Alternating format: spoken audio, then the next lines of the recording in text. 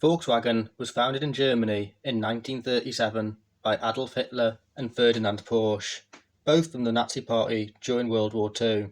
Hitler began the project with the plan of developing a cheap, basic family car that could carry two adults and three children, the product of this being the Beetle.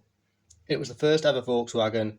It has the sixth longest production period of any car, running from 1938 through until 2003, and the second longest single generation production period, beaten only by the Morris Oxford. With 21.5 million being built, it's also the fourth most manufactured model in history. The Beetle was rear-engined and rear-wheel drive, with the four-cylinder engines ranging from 1.1 to 1.6 litres in size. In 1945, Volkswagen's main factory was heavily bombed, captured by the United States Army and handed over to the British. In 1948, Volkswagen is offered to Henry Ford II free of charge, but he declines. In 1950, Volkswagen launches the Type 2, often referred to as the first-generation transporter, despite not using that name. It was inspired by the Citroën H-Type van that had been introduced a few years earlier. It used the exact same chassis and engine as the Beetle in order to keep production costs low. The second generation that arrived in 1967 was essentially a facelift. It had the same chassis and wheelbase, but had longer overhangs at each end, as well as new windows and some larger engine options. In 1955, Volkswagen launches its second ever car, the Karmann Ghia, a coupe or convertible built in both Germany and Brazil. The name comes from Italy's Ghia design firm, and the bodies were built by Germany's Karmann brand. Underneath the body, the Karmann Ghia was simply a Volkswagen Beetle and used the same four-cylinder engines.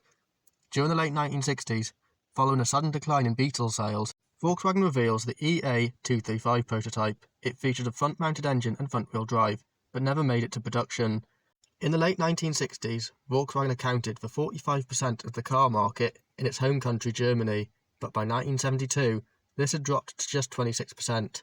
Later in the same year, Opel overtakes it to become Germany's largest automotive manufacturer. In 1973, Volkswagen launched the Passat. It was essentially a fastback version of the Audi 80, of which it shared its chassis, engines and some body panels. The later estate version was simply an Audi 80 estate with Volkswagen Passat badges, in order to keep production costs low. In 1974, Volkswagen launches the first generation Golf. Mechanically inspired by the Fiat 128, Volkswagen engineers had bought an early Model 128 from Fiat, taken it apart at their factory, labelled each piece, and went about creating their alternative.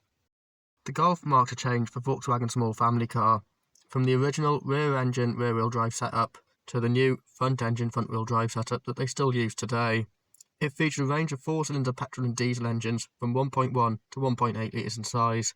In 1975, Volkswagen launched the Golf GTI. It featured either a 110 horsepower 1.6 or a 112 horsepower 1.8, depending on the market. It was Europe's third ever hot hatchback, following only the Simca 1100 Ti and the Renault 5 Alpine. In 1975, Volkswagen launches the Polo.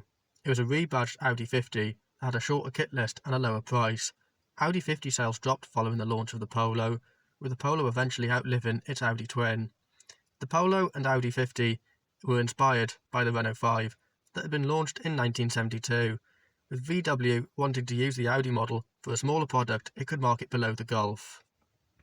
In 1983, Volkswagen launched the second generation Golf, often referred to as the Golf Mark II. It features a similar design to the first model, but was slightly larger in size. It also featured a similar range of four-cylinder petrol and diesel engines. It spawned the saloon version called the Jetta in 1984. The third generation Passat launched in 1988.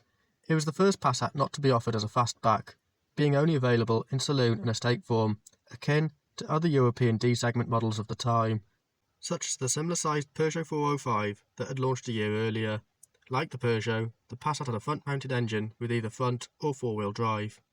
In 1994, Volkswagen launched the third-generation Polo. Until then, Volkswagen Super Mini had only been available with 3 doors. It was the last mainstream Super Mini to become available with 5 doors, following the Renault Clio and Vauxhall Corsa.